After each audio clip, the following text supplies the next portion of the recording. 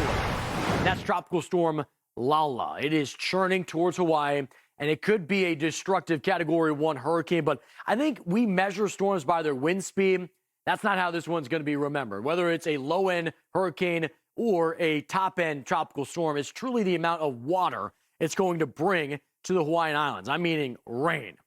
By the way, another big story you just saw flash on there, an earthquake in Indonesia. So we're going to be getting into all these major stories, but let's bring in Fox Weather Storm Specialist Mike Seidel. He is live in Wainaku, and that's the area where they're on the dirty side of this all.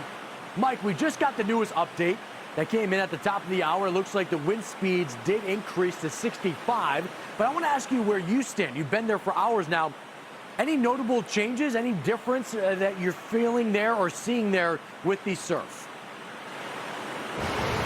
Well, first talk about the wind speed increasing at the center of the storm based on the APSCAT and also the Gulf Stream and the planes going out there. But here, standing on the beach, there is really not a whiff of wind.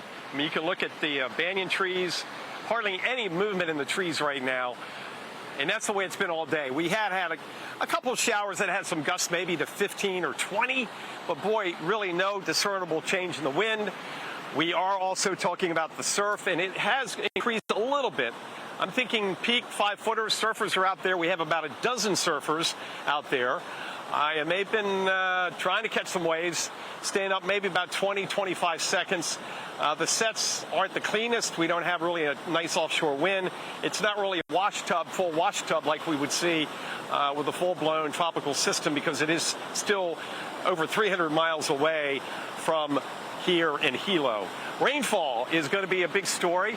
How about 8 to 12 inches here in Hilo and more up on the hillsides and towards the mountains, the higher mountains where we're up around 14,000 feet, Mauna Kea and Mauna Loa, those areas. So very steep terrain, heavy rainfall, you know the drill, the perfect prescription for flash flooding and mudslides.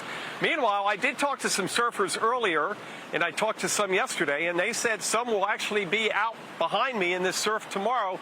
Let's check in with them and see how their day went here at the beach.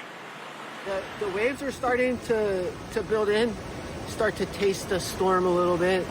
You know, the storm's kind of close, so the waves are a little jumbled, but you can feel the real power starting. It's kind of the calm before the storm. I get worried if the eye of the storm is going to make landfall.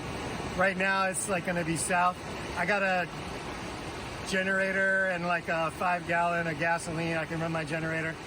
And when we had the Kona lows, we had power outage for like 3 days. And I just run my generator, and it's not too bad.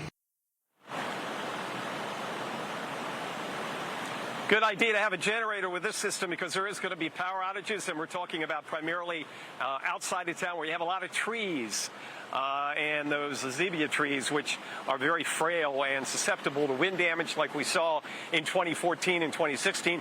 And he mentioned the Kona lows. You know, those are storms that are typically during the cooler season, and they come in and disrupt the trade winds. So the general east-northeast trades become west to southwest winds, and those can bring a lot of rainfall, and they have in recent years, even though that's really not the rainy season. This is more the rainy season and the tropical storm and hurricane season. And Steve, it's expected to be above average here, unlike back in the Atlantic and Gulf Coast, the Atlantic Basin, because with a super El Nino or an El Nino, regardless if it's super or not, with that kind of situation, the water temperatures tend to be warmer and the wind shear is lighter. So that's why they're expecting a little bit of an above average season in the Pacific and specifically here in the Central Pacific. But with that said, over all the years, back to the late 40s, nearly 80 years, they've only had 6 landfalls, 2 hurricanes, and 4 tropical storms, although again, they've had many close calls, which have produced a lot of rainfall and a lot of flooding. Steve? It shows you the rarity of what is going to unfold potentially for Hawaii. And you think about the last hurricane, that would be Iniki, and that would be back in the early or the mid-90s, which would be 30 years. And it's that warm water because of the Super El Nino that supports a hurricane to go this far north in the Central Pacific. A lot to watch. Right now, you're going to be seeing Mike's shot calm. I encourage you over the next several days, tune in to watch. Mike's shot's going to be anything but calm over the next several days. Fox Weather Storm Specialist Mike Seidel, thank you for being with us tonight, and I look forward to your coverage through the weekend. All right, let's talk about the biggest threat in all of this. I know that tropical systems are measured by their wind, right? The Saffir-Simpson wind scale, how they are sustained, but this one I believe is going to walk away, and people are going to be talking about the amount of rain that fell in it. And the reason why I want to say that is because oftentimes, there's so many different types of, ways to view a overall approaching tropical system. This one being a high-end tropical storm, low hurricane. That's what is expected as of right now. But you look at forward progress, right? The overall path ahead, you get the right front quadrant. So you cut it here, cut it there. This is the box that you're worried about the most. And when you're watching this come in, where is that going to hit? That is going to hit the Big Island. Let's show it to you as we push it forward in time. And we also can give you a sense of when that onset starts. So that looks like early tomorrow morning Hawaii time, the worst of it through the afternoon Hawaii time, as you're seeing that orographic lift that takes hold. Notice the brighter reds. That means a higher rain rate. Now you're looking at tropical-like downpours, of course. So not only is it 70+ mile-per-hour wind that's driving it in the side of a volcano, it's volcanic ash that doesn't really absorb water. That's going to be rushing out of the mountains, and you're looking at 2+ feet of rain all coming in a small window of time. So if I can bring it back for just a moment, because I think that's important, is how fast all of that rain falls. So this moment is Saturday, 9 p.m. local time. By the end of it, roughly you're looking at a 24-hour window or less for 25 inches to 30 inches of rain. That's no time at all. That's going to become rushing out of the mountain and down into those communities. That's the biggest concern for the Big Island and even out towards Maui. Now, we're watching this from the forecast center here in Manhattan on the other side of the country. But we have, of course, our teams that are deployed, and they're talking with those that are there on the ground that have extensive experience in this. So I want you to hear from the Chief of Ocean Safety and the mayor for their presser earlier in the evening time, ultimately what they had to say about Lala.